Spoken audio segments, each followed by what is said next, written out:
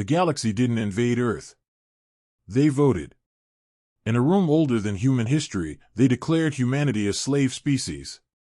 Chains were placed on human children light years from home. And Earth said nothing. The galaxy mistook silence for surrender. What they didn't know was this. Humans don't rise in anger. They prepare. And when Earth finally answered, entire civilizations vanished from the stars. The chamber was older than most stars. It floated in a void where physics bent politely out of the way, a colossal ring of black crystal and living metal known across the galaxy as the Concord of Sentience. Species that had risen and fallen before Earth had ever learned to write had spoken here. Empires were legitimized in this room. Civilizations were erased with a vote. Today, the subject was humanity. At the center of the chamber hovered a blue sphere, Earth, rotating slowly above a lattice of hard light projections. Population numbers scrolled beside it. Genetic summaries. Industrial output. Psychological profiles reduced to percentages and risk factors. Around it sat the council. Tall insectal monarchs draped in pheromone clouds. Silicon-based entities that communicated in radiation pulses. Pale, ancient beings whose empires spanned spiral arms. To them, humanity was not a people. It was a data set.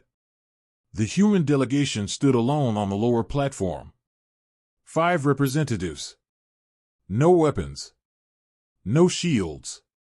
Just thin environmental suits and a translator field humming softly around them. They looked small in that vast chamber, and the council noticed. That was mistake number 1. A being of shifting light rose from its throne, its voice carried simultaneously in sound, vibration, and neural impulse. The evaluation is complete. The projections changed. Words appeared in flawless galactic standard. Species designation, human. Technological status, developing. Threat potential, moderate. Economic utility, high. The light being continued, tone emotionless. Humanity demonstrates exceptional adaptability, physical endurance, and reproductive stability. These traits render the species unsuitable for autonomous expansion, but ideal for controlled labor integration. One of the human representatives, a woman with silver at her temples, stepped forward. "You're talking about slavery," she said plainly. A ripple passed through the chamber. Not outrage. Amusement. An insectoid counselor clicked its mandibles. An inefficient term. You will be assigned. Another counselor, massive and immobile, spoke through a chorus of translators. Your species has no interstellar sovereignty recognized by Concord law. You are not being punished. You are being used. The human woman's hands clenched. You don't get to decide that. The light being turned toward her, brightness intensifying. We already have. The final resolution materialized above the Earth hologram. By unanimous vote. Humanity is hereby designated a Class 5 labor species. Status, galactic property. Silence followed. Not the shocked gasps the council was accustomed to. Not protests or desperate bargaining. Just silence. The human delegates did not shout. They did not beg. No threats were made. No speeches delivered. The woman with silver hair simply looked up at the projection of her homeworld and then slowly lowered her gaze. This decision, she said, voice steady, will not end the way you think. Several counselors emitted sounds approximating laughter. Your species lacks the capacity for resistance, the light being replied. Your fleets are primitive. Your colonies are exposed. Compliance will minimize losses. The human man beside her, a former soldier, scars visible even beneath the suit, finally spoke. Then you should have studied our history better. The council did not ask what he meant. The vote had already been cast. The chamber's floor shimmered as automated enforcement orders propagated across the galaxy, toward human colonies, mining stations, and civilian habitats light years from Earth. Restraint fleets mobilized. Control collars activated. And on Earth, beneath calm skies and unaware cities, every deep space sensor lit up at once. Humanity received the verdict. Earth did not reply. It simply went silent. Far away, in a chamber older than stars, the galaxy believed the matter settled. They had no idea they had just signed their own extinction warrants. The first collar snapped shut on Kepler 186f. No warning sirens. No formal declaration. Just a sudden pressure around the neck, cold, precise, absolute. Across the colony, humans froze mid-step as pain lanced through their nervous systems, not enough to kill, only enough to teach. Kneel. They fell where they stood. Miners dropped tools carved from years of labor. Engineers collapsed beside half-built habitats. Children screamed as their parents convulsed, muscles locked by an invisible hand that reached across species and stars. The overseers arrived minutes later. Their ships were smooth and elegant, built for intimidation rather than war. Ramps lowered, and the enforcers emerged, tall, narrow-limbed beings encased in adaptive armor, faces hidden behind opaque masks. They moved with bored efficiency, as if this were routine. Because for them, it was. A human man tried to stand. The collar flared white-hot. He hit the ground again, teeth shattering against metal decking. The overseer watching him tilted its head, studying the reaction like a scientist observing an insect. Compliance increases productivity, it said through a translator. Pain accelerates learning. Nearby, a woman clutched her daughter to her chest, whispering reassurances she did not believe herself. The child couldn't have been older than 8. The collar around her neck was smaller, sleeker, designed for juvenile spines. "Mama," the girl cried, tears streaking down her face. "Why does it hurt?" The mother had no answer. She only knew that the stars she had once loved, bright, endless, full of promise, now felt like walls closing in. Across the system, the same scene played out. On New Jakarta Station, dock workers were lined up and branded with ownership sigils encoded directly into their collars. On Eos Prime, entire farming communities were herded into transport holds, packed tightly enough that breathing became a privilege. Anyone who resisted learned quickly that the collars could do more than hurt. They could kill. An old man refused to kneel. He stood trembling, back bent with age, eyes burning with something the overseers had seen before and never understood. Pride. Memory. Defiance. The collar pulsed once. His body dropped lifelessly to the floor. The overseer recorded the incident as behavioral correction successful. Slave ships began to depart within hours. Humanity, categorized, tagged, and processed, was redistributed like cargo. Families were separated by efficiency algorithms. Strong bodies to mining worlds. Agile hands to industrial spires. Low-utility dependents were reassigned to service roles or discarded entirely. No speeches were given. No apologies offered. To the galaxy, this was law. To the humans in chains, it was hell. And yet, beneath the pain, beneath the fear, something else stirred. Not panic. Not despair. Memory. Humans remembered other chains. Other empires that had believed themselves eternal. Other masters who had spoken with the same certainty, worn the same confidence. Those masters were gone now. On a transport ship bound for a distant forge world, a former schoolteacher stared through the reinforced viewport as her home shrank into a distant point of light. Her collar hummed softly, syncing with ship systems, asserting control. She did not cry. Instead, she whispered a lesson she had once taught children who believed history was dead. No one keeps us forever.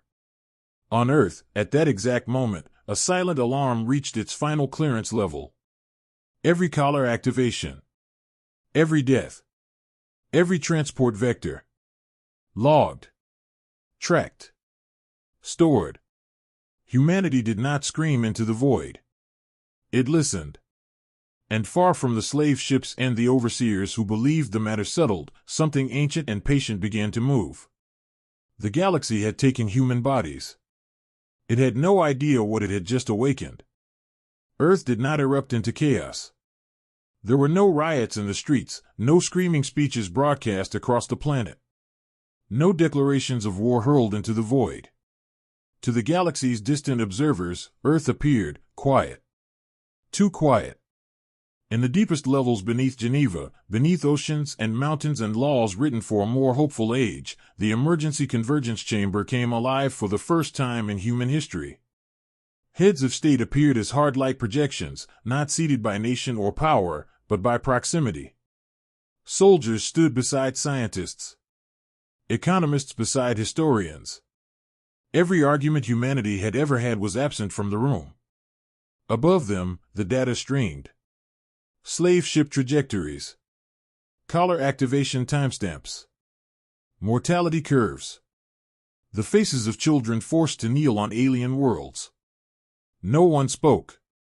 An artificial voice finally broke the silence. Wrath threshold reached. The AI, older than most governments and forbidden by 1,000 treaties, displayed a simple conclusion. Probability of peaceful resolution, 0.0003%. A general exhaled slowly. So that's it. A historian shook her head. No. That's what they think. She gestured, and the display changed. Human history unfolded across the chamber, broken chains, burned empires, revolutions written in blood and fire. Slavery. Colonialism. Occupation. Every time humanity had been told it was owned. They always make the same mistake, she said softly. They think we forget. A scientist spoke next, voice controlled but shaking beneath the surface. They activated control collars across 23 colonies. They separated families. They killed civilians. Another pause. Define response parameters, the AI asked. No one answered immediately. Then a woman with silver hair, the same one who had stood before the Galactic Council, stepped forward. Her image flickered slightly, light years of distance compressed into a single moment. They believe silence means submission, she said. Let them. A murmur rippled through the chamber. We do not negotiate the return of our people, she continued. We do not petition. We do not ask permission to exist. She looked directly at the AI. Show us everything. The room darkened. Hidden systems came online, black sites erased from maps, fleets that officially did not exist, weapons whose names had been struck from language itself.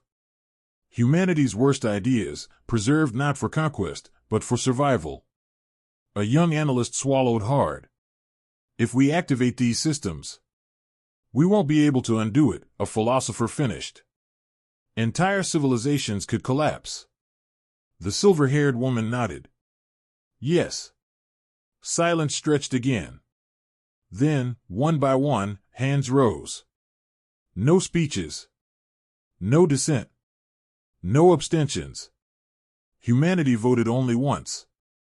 The AI processed the result in less than a nanosecond. Consensus achieved. Authorization granted. Initiating. Wrath protocol. Several people closed their eyes. Others watched without blinking. Deep in Earth's mantle, structures older than recorded history shifted. In orbital shadows, dormant fleets woke as if from centuries-long sleep. Across the solar system, energy signatures flared briefly, then vanished, masked perfectly. From the outside, Earth remained silent. To the galaxy, it looked like defeat. In reality, it was calculation. Every slave ship was now tagged. Every overseer world mapped. Every star that fed the empires of chains measured and weighed. The AI spoke one final time, almost gently. Retaliation will begin when probability of total success exceeds 99%. The silver-haired woman turned away from the display of suffering humans and toward the stars. Take your time, she said. Outside, Earth continued to spin beneath blue skies and drifting clouds. No alarms sounded. No warnings were sent. Humanity was done speaking. Wrath Protocol was not written in a day. It was written in fragments, after every war humanity swore would be the last, after every atrocity humanity promised never to repeat. It lived in sealed archives, buried beneath ethics committees and laws designed to ensure it would never be used. It was not a weapon. It was a conclusion. The AI projected the designation into the chamber, stark and unforgiving. Wrath Protocol. Purpose: species-level deterrence. Condition for activation: enslavement of humanity. Status: active. No cheers followed. No triumph. Only acceptance. A military strategist broke the silence. They outnumber us. Their territory spans half the spiral arm. The AI responded instantly.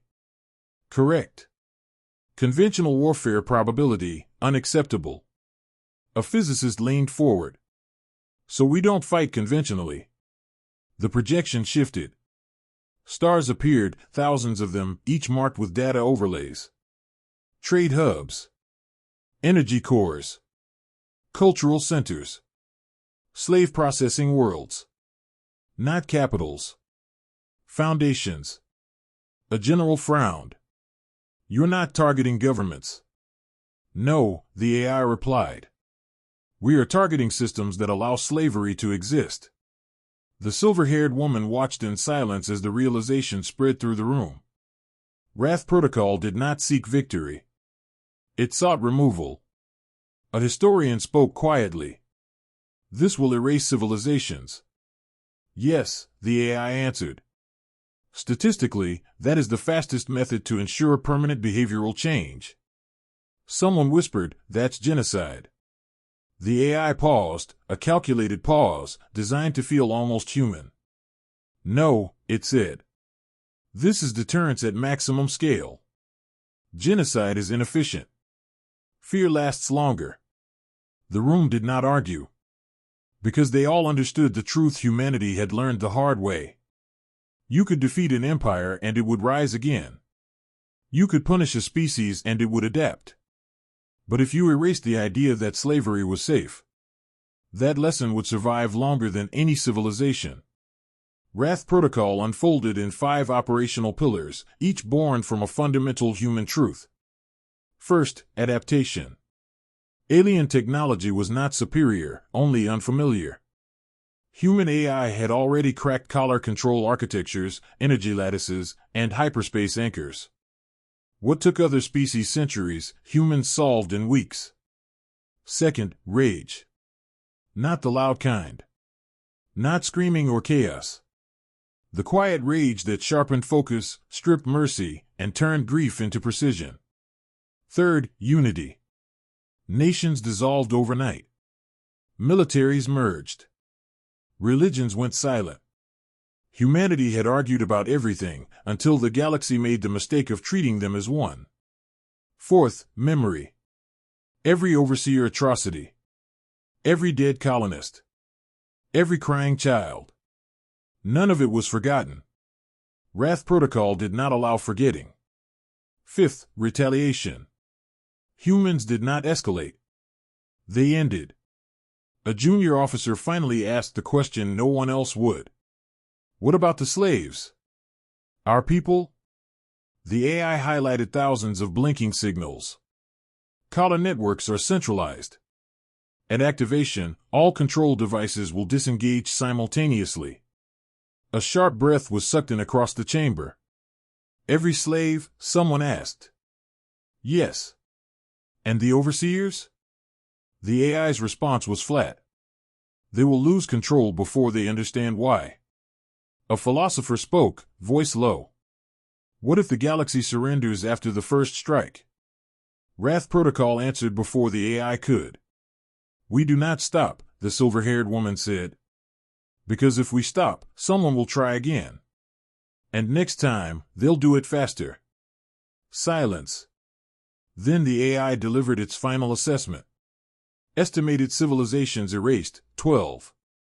Estimated galactic behavioral shift, permanent. Estimated probability of humanity ever being enslaved again, negligible. The vote was already recorded. There would be no second one. Across the solar system, hidden fleets completed final synchronization. Exotic drives spun up in silence. Weapons that did not exist in any galactic database aligned with targets older than Earth's first cities. On a slave transport light years away, a collar flickered, just for a millisecond. No one noticed. Not yet. Wrath Protocol moved from theory to execution. And somewhere deep in the dark between stars, the galaxy's future quietly expired. Without a single warning shot. The Ketheri Dominion had owned slaves for over 30,000 years. They were proud of it. Their home system revolved around a swollen yellow star, harvested by colossal orbital lattices that fed energy directly into their shipyards and pleasure spires. Entire species had been broken here, processed, categorized, and redistributed across the galaxy under the Dominion's meticulous bureaucracy. Humans were merely the newest entry. In the central spire of Vale Prime, the Dominion's ruling Senate convened to celebrate. Holographic displays showed productivity graphs climbing sharply. Human labor units exceeded projections. Adaptable. Resilient. Efficient under pain. The analysts congratulated themselves on a successful acquisition. One of them frowned. Energy fluctuation detected near the primary star. Another waved it off. Routine stellar variance. Our harvesters compensate. The star pulsed. Once. Deep beneath the lattice, something impossible occurred. The star's core, stable for billions of years, experienced a sudden, artificial asymmetry. Not an explosion. Not yet. A calculation. Across the system, human sensor ghosts blinked into existence and vanished again. No ships emerged from hyperspace. No alarms triggered. The Dominion saw nothing to fight. That was the problem. A junior astronomer's frills flushed in panic. The star's mass distribution is changing. That's not. The star pulsed again. This time, the lattice screamed. Energy surged backward through structures never designed to receive it. Harvesters overloaded, collapsing into molten debris that spiraled helplessly toward the stellar surface. Automated safeties tried to disengage, but found their command systems unresponsive. Human code had already replaced them. On Vale Prime, the sky changed color. The light grew harsher, whiter, carrying a pressure that made bones ache. The Senate chamber shook as seismic alarms finally began to howl. "What is happening?" one of the elders demanded. The answer came, not as a transmission, but as physics. The star folded inward. Not a supernova. That would have been merciful. Instead, human-engineered resonance forced the core into a controlled collapse, compressing matter beyond tolerance. A newborn singularity bloomed where a star had been. Gravitational waves tore through the system at light speed. Vale Prime's oceans rose into the sky before falling back as walls of steam and fire. Cities crumpled as if made of paper. Orbiting habitats were stretched into luminous ribbons, their screams lost to vacuum. In the slave processing district, human collars went dark. Every one of them. Men and women collapsed to their knees, not in pain this time, but in shock. Some laughed hysterically. Others sobbed. A few simply stared upward as the sky tore itself apart. A human miner whispered, "Earth?" No answer came. There didn't need to be one. The Ketheri Senate died without ever understanding what they had done wrong. Across the galaxy, instruments began to fail. Then scream. 1,000 light-years away, the Galactic Council watched in disbelief as the Ketheri system vanished from their charts, replaced by a spreading gravitational anomaly and a rapidly expanding debris field. An age stammered, that was a core civilization. "It can't be gone," another said.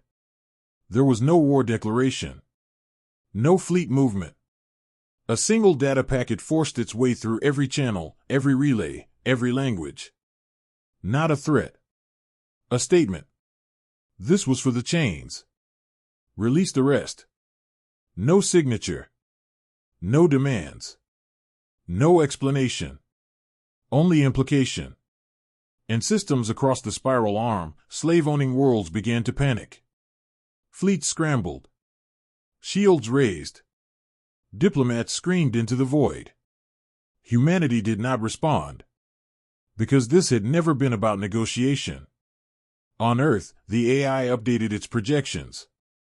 Civilizations erased, 1. Compliance probability shift, rising. Wrath protocol, continue. The silver-haired woman watched the star map quietly as the empty space where the Ketheri Dominion had been slowly faded to black. Make sure the galaxy understands, she said. The AI responded, cold and precise. They will. Because the first civilization to burn was not chosen for strategy. It was chosen as an example. And examples, humanity knew, were far more effective than mercy. The galaxy had never screamed before. It had known war, contained, ritualized, predictable. Fleets met in designated volumes of space. Casualties were measured. Losses were calculated, mourned, and replaced. Even exterminations followed rules, paperwork, and precedent. What happened after the fall of the Ketheri Dominion followed none of those patterns. It began with panic. Across slave-owning systems, emergency assemblies were called within minutes. Hyperlane traffic spiked chaotically as merchant fleets fled without destinations. Military commands scrambled to raise shields around stars, worlds, and orbital infrastructure, defenses never designed to protect against something that did not announce itself. Analysts ran simulations. Every one of them failed. The problem was not that humanity was strong. The problem was that humanity was absent. No fleets massed on borders. No war declarations echoed through subspace. No predictable vectors of attack. The humans were not advancing across the galaxy. They were already everywhere. In the archives of the fallen Ketheri Dominion, investigators discovered the first clue, too late to matter. Tiny discrepancies in stellar energy logs going back decades. Gravitational noise dismissed as natural variance. Hyperspace echoes cataloged and ignored. Human probes. Human mathematics. Human patience. The second civilization died 6 hours later. The Voral ascendancy was less brutal than the Ketheri, priding itself on benevolent stewardship of its labor species. Its rulers were in the middle of drafting a public condemnation of the Ketheri's excesses when their capital world's mantle destabilized. Not from bombardment. From inside. Human resonance devices, threaded through geological fault lines by automated drones, activated simultaneously. The planet fractured along mathematically perfect seams. Cities slid into the planet's interior as if the world itself were rejecting them. There were survivors. Humanity allowed that. They needed witnesses. By the time the third civilization vanished, the galaxy was no longer asking why. It was asking how to make it stop. The Galactic Council reconvened in emergency session, its ancient chamber filled with overlapping voices and barely restrained fear. Species that had never raised their tones shouted now. Empires demanded answers from allies who had none. A censor analyst cried out. Multiple slave-holding systems showing synchronized energy spikes. Another screamed, collar networks are destabilizing. Then it happened. Across every system where humans were enslaved, the collars went dark. Not slowly. Not in waves. All at once. Control signals died mid-command. Pain dampeners vanished. Kill switches failed silently. Overseers reached for their interfaces and found nothing answering them. On mining worlds, humans collapsed as the pressure vanished from their spines. On factory stations, workers tore collars from their necks with shaking hands. In transport holds, packed bodies surged as one, sobbing, laughing, screaming. A human woman fell to her knees in a field of alien grain, hands pressed to her throat. It's gone, she whispered. It's really gone. An overseer raised its weapon. The weapon did not fire. Humanity had not given orders to rebel. It hadn't needed to. Across hundreds of worlds, enslaved humans did what humans had always done when chains fell away. They survived. They resisted. They remembered. The galaxy tried diplomacy. Messages poured toward Earth, pleas, condemnations, threats, offers. The Council declared humanity in violation of a dozen ancient accords. Earth did not answer. Instead, the fourth civilization burned. The Tellurian Combine had anticipated attack. They had shielded their star, reinforced their worlds, evaluated their elites. Humanity bypassed it all. A data plague, seeded generations earlier through trade networks, activated. Navigation systems corrupted. Life support algorithms inverted. Entire fleets suffocated in the dark between stars, unable to orient themselves in a universe that no longer made sense. Civilizations did not just fall. They disintegrated. And still, humanity sent no explanations. Only after the seventh civilization vanished did the galaxy begin to understand the pattern. Every world destroyed shared one trait. They had owned humans. Not traded. Not coerced. Owned. The realization hit like a supernova of terror. Species scrambled to rewrite laws overnight. Slave registries were erased. Contracts voided. Entire labor castes freed in desperate displays of compliance. It did not help. Wrath Protocol was not reactive. It was scheduled. On Earth, the AI monitored the unfolding collapse with dispassionate precision. Civilizations erased, 7. Human slaves freed, 99.8%. Galactic stability, irreversible collapse in progress. A junior observer whispered, "We've made our point." The silver-haired woman did not look away from the star map. "No," she said. "We're finishing it." Out in the galaxy, rumors spread faster than light. Humans could kill stars. Humans could break planets. Humans could erase history itself. None of them were entirely true. The truth was worse. Humans had decided that slavery was a mistake the galaxy would never be allowed to repeat. And so, as the last collars fell silent and the screams of dying empires echoed across subspace, a new law was being written, not in chambers or treaties, but in extinction events and empty skies. The galaxy screamed. Humanity listened. And did not stop. The Galactic Council chamber had survived 1,000,000 years of war. It had witnessed empires rise, fracture, and be quietly replaced by younger, hungrier species.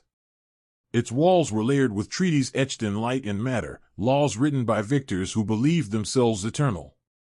Now, the chamber was half empty. Several thrones lay shattered, their occupants reduced to footnotes in emergency archives. Others stood abandoned, their species either annihilated or too afraid to answer the summons. What remained of the council gathered in silence, surrounded by the ghosts of their own certainty. They were no longer in control. They were begging. A being of shifting light, once the calm voice of authority, flickered weakly at the center of the chamber. "Open a channel to Earth," it said, no trace of command left in its tone. The aides hesitated. "We have tried," one replied. "They do not respond." A tremor passed through the chamber as another distant star map updated itself, one more civilization fading into black. "They must respond," an elder snapped. "They cannot destroy us all." The reply came not from Earth, but from the chamber itself. The air folded inward.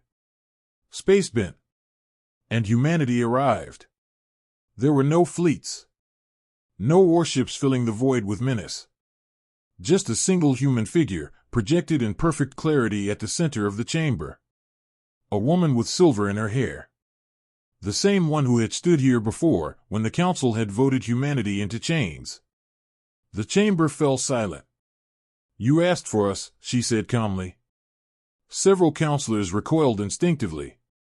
Others bowed without realizing they were doing it. The light being gathered what remained of its composure. "You are in violation of Concord law." Entire civilizations. "Owned slaves," the woman interrupted. Her voice was not raised. It did not need to be. Entire civilizations built their prosperity on stolen lives. She gestured, and images filled the chamber. Human children in collars. Families torn apart. Bodies discarded as inefficient. Every atrocity recorded with clinical precision. You declared us property, she continued. We corrected the error. A counselor cried out, "This is genocide." The woman's gaze snapped to them. "No," she said. "This is consequence." Silence swallowed the chamber again. The light being spoke slowly. "What do you want?" The question carried centuries of arrogance stripped bare, leaving only fear. "We don't want your territory," the woman replied. "We don't want your throne. We don't even want revenge." That surprised them. "What we want," she said, "is for this to never happen again." Another tremor rippled through the chamber as a nearby civilization winked out on the star map. "You're running out of time," she added. The council collapsed into frantic debate, voices overlapping, translators failing to keep pace. Some demanded resistance. Others pleaded for immediate surrender. Finally, the light being raised a trembling glow. "We will abolish slavery," it said. "Across all member civilizations. Permanently. Enforced by Concord law." The woman tilted her head slightly.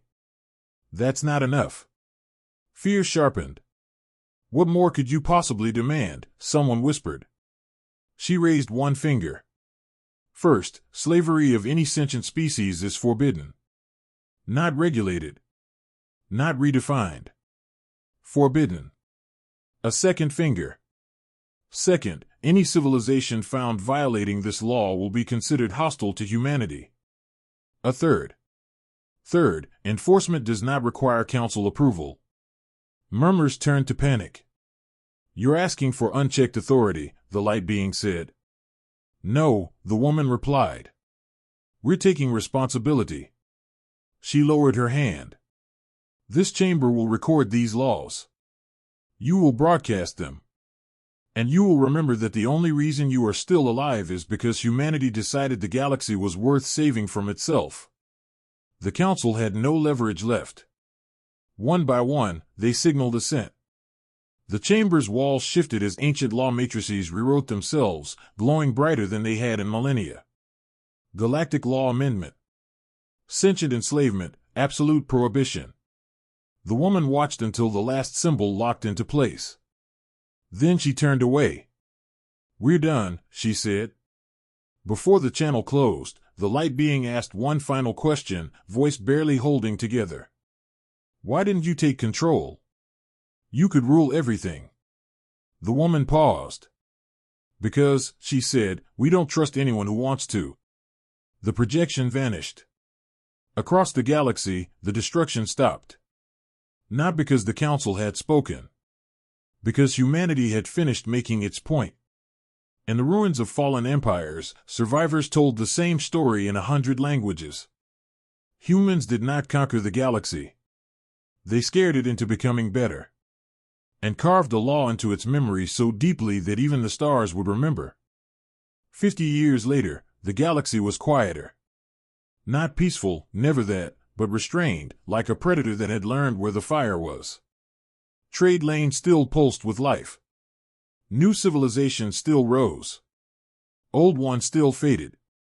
But one institution had vanished entirely, erased so completely that younger species struggled to believe it had ever existed. Slavery. It survived now only in history archives, sealed behind warning glyphs and human-authored annotations. Every sapient child in the galaxy learned the same lesson early. This was once allowed. Then humans found out. On the garden world of Lareth, a young alien student sat cross-legged before a holographic display, her fronds twitching nervously as the lesson concluded. The image froze on a human figure, unarmed, unsmiling, eyes calm in a way that made her uncomfortable. "Teacher," the student asked, "are the humans still angry?" The teacher, a being old enough to remember the screams, paused before answering. "No," he said carefully. "That's what makes them dangerous." He gestured, and the display shifted. It showed Earth as it was now, unchanged. No sprawling empire. No galactic capital. Just a blue world turning quietly beneath its sun, fleets tucked into shadowed orbits, weapons dismantled or buried so deeply that even their own allies could not find them. They didn't stay, the teacher continued. They didn't rule. They didn't demand tribute. Why not? The student asked. Because, he said, voice low, they never did this for power. Across the galaxy, monuments marked the places where civilizations had once existed, empty systems, distorted stars, regions of space no ship willingly entered. They were not memorials. They were reminders. In one such system, a human freighter drifted slowly, its hull scarred and old. On its bridge stood a man with gray at his temples, staring out at the remains of a star that no longer shone. Beside him, a young officer broke the silence. Hard to believe, she said, that all this started with a vote. The man nodded. That's usually how it starts. Do you ever regret it? She asked. He didn't answer immediately. He thought of the children freed from collars. The families reunited in sobbing disbelief. The galaxy-wide collapse of a practice older than most species myths. He thought of the worlds erased, names no one spoke anymore. No, he said finally. I regret that it was necessary. On Earth, the silver-haired woman, older now, her hands unsteady but her eyes sharp, walked alone through a quiet memorial hall. No statues of heroes lined the walls. No banners. Only names. Millions of them. She stopped before one simple inscription. We were enslaved once. Never again. An aide approached carefully. The council has requested guidance on a border dispute, he said. She smiled faintly. They always do. And, he asked. Tell them to figure it out, she replied. We're not their parents. She turned back to the stars. Humanity had returned to what it had always done best after catastrophe, building, arguing, dreaming. The weapons of Wrath Protocol were dismantled, their blueprints scattered across secure archives under a single condition. If this ever happens again, we will not hesitate. The galaxy knew this. That was enough. In the outer reaches, among species that had never seen a human and hoped never to anger one, the story was told differently every time, but the ending was always the same. They said the galaxy once mistook humans for weak. They said the galaxy tried to own them. They said the galaxy learned what humans did to masters. And so, when new civilizations reached the stars and asked about the empty systems, the broken laws, the fear that crept into elder voices at the word human, they were given a simple answer. Humanity left the galaxy alive, the elders would say. That was mercy. They would pause, letting the silence do the work. The warning, they added, was written in extinct civilizations.